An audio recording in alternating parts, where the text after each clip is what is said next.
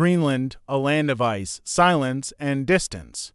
For centuries, it existed far from global attention, frozen, isolated, and forgotten. But today, that isolation is breaking as Arctic ice melts at record speed. Greenland is being pulled into the center of global power politics. Greenland sits at the crossroads of the Arctic, the Atlantic, and North America. What looks remote on a map becomes priceless on a military screen. Melting ice is opening new shipping routes, cutting weeks off global trade. Routes that were once impossible are now strategic highways. Beneath the ice lie rare earth minerals, energy reserves, and materials critical for modern weapons and technology.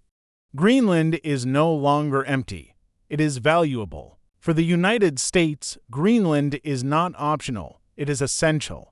America's missile warning systems rely on this island to detect threats before they reach North America.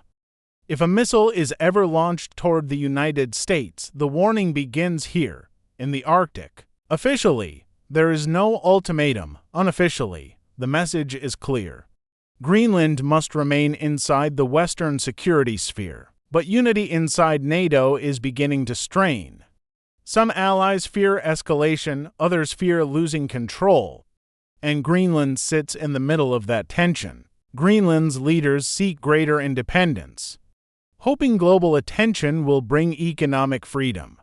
But interest from great powers always comes at a price. While NATO debates, Russia acts.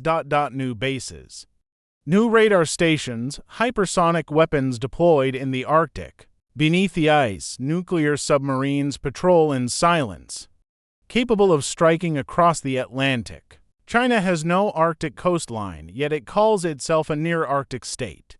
It builds research stations, invests quietly, and plans for the long game. What begins as civilian infrastructure can quickly become strategic leverage. Influence does not always arrive with soldiers. This is not the Cold War of the past. There are no walls, only ice, satellites, and silent competition. Greenland stands at the center of a global struggle, not by choice, but by geography. The question is no longer if Greenland will shape future conflict, but how close we already are. Subscribe for clear analysis beyond the headlines, because the next global flashpoint may be colder than we expect, but no less dangerous.